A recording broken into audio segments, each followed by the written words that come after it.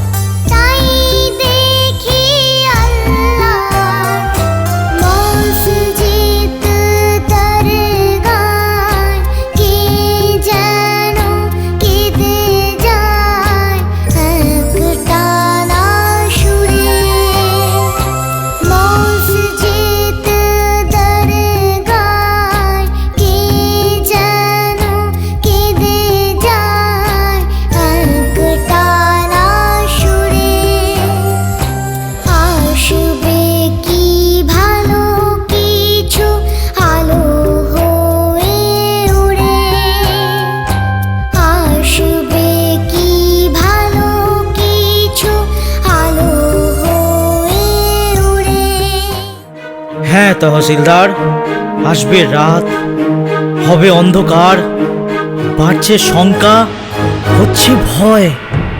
এই বুঝে কিছু হয়, এই বুঝে কিছু হয়।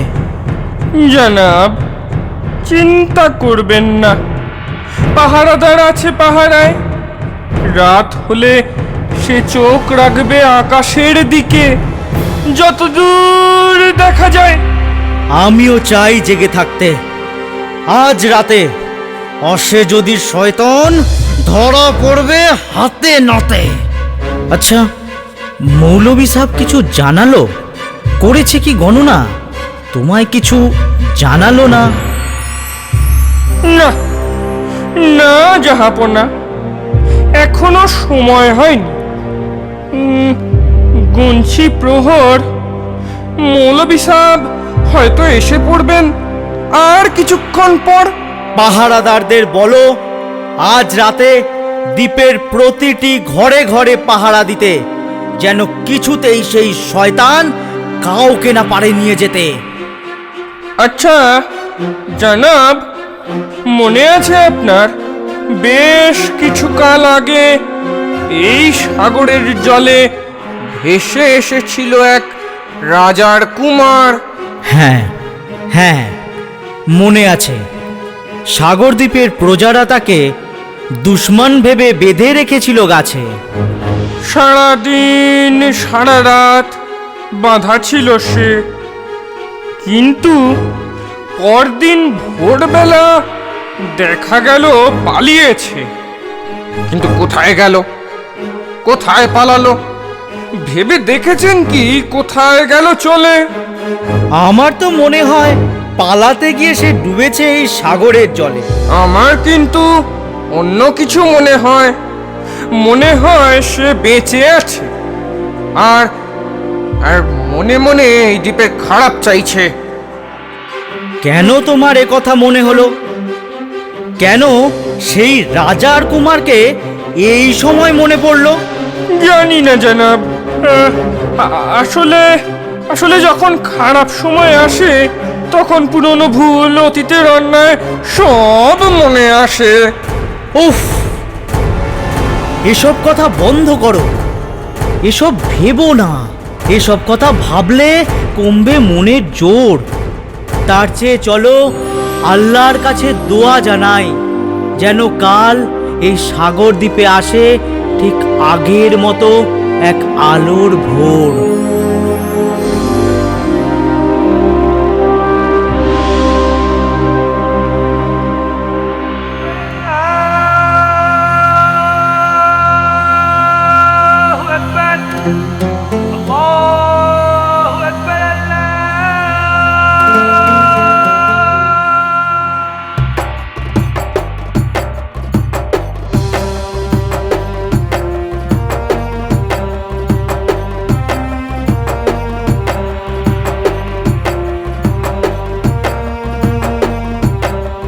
আসসালামু আলাইকুম মৌলভী সাহেব, কোথায় যাচ্ছেন এত চিন্তিত ভাব?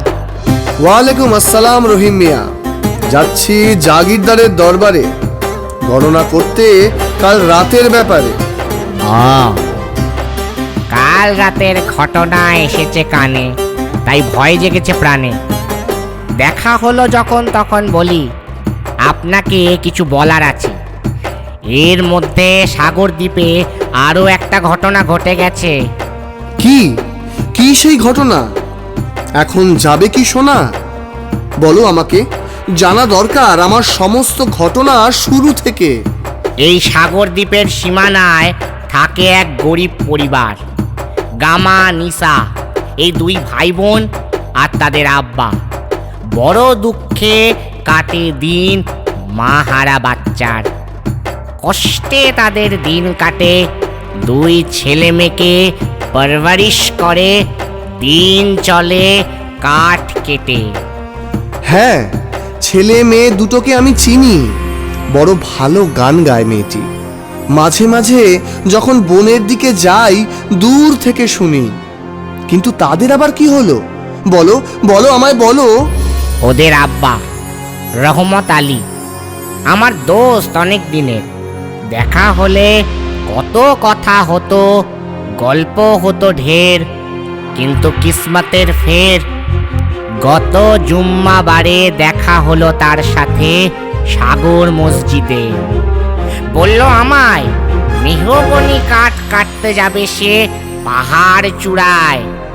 আমি বললাম ওখানে যে নানা বিপদ, ঘন জঙ্গলে ঢোকে না দিনের রোদ, নানা সব হিংস্র প্রাণী সেখানে থাকে। রাত্রি হলে বিভৎস সব শব্দে তারা ডাকে। হ্যাঁ, সে শব্দ আমিও শুনতে পাই। তাই তো পাহাড় চূড়ায় কেউ না যাক, সেটাই আমি চাই। কিন্তু ও চায় অর্থ, যা দিয়ে ও ছেলেমেয়ের মুখে হাসি ফোটাবে। তাই ও বলল যাই হোক না কেন ও পাহাড় চূড়ায় যাবে। গেল শেষ পর্যন্ত? গেল? তারপর কি ফিরে এলো? ঠিক ধরেছেন, ফিরে আসেনি আর। আমার মনে হলো এ কথা আপনার জানা দরকার। ঠিক আছে, জানলাম। জেনে ভালো হলো বোধহয়। কাল রাতের ঘটনার সাথে এর কোনো যোগাযোগ আছে মনে হয়। ঠিক আছে রহিম মিয়া, আসি। দেখা হবে রাতে সাগর দ্বীপের মাঠে। চলে এসো যখন বাজবে সাগর বাঁশি। আসবো আসবো, খুদা হাফিজ, আসি।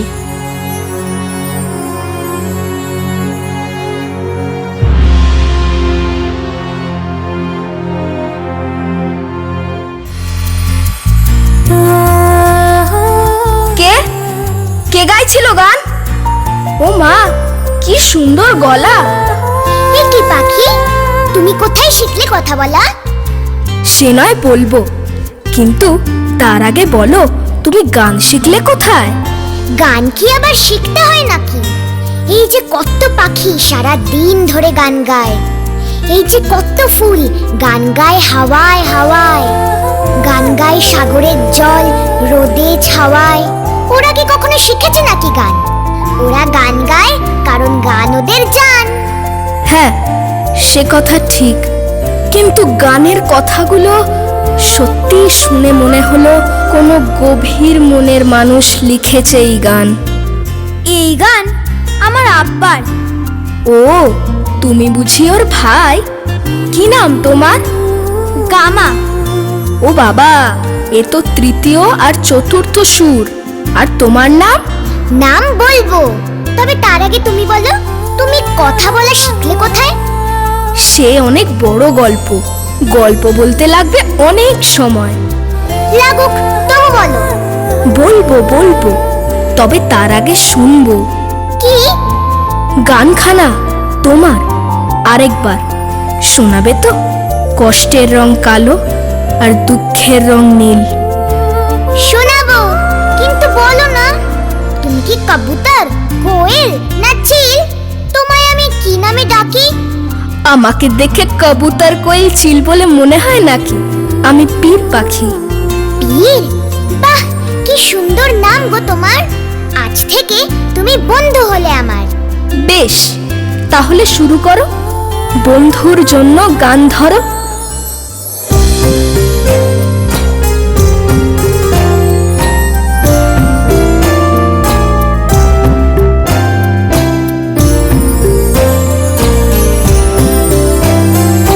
কষ্টের রং কালো, দুঃখের রং নীল, হারিয়ে গেছে, খোয়া গেছে এই জগতে দিল। কষ্টের রং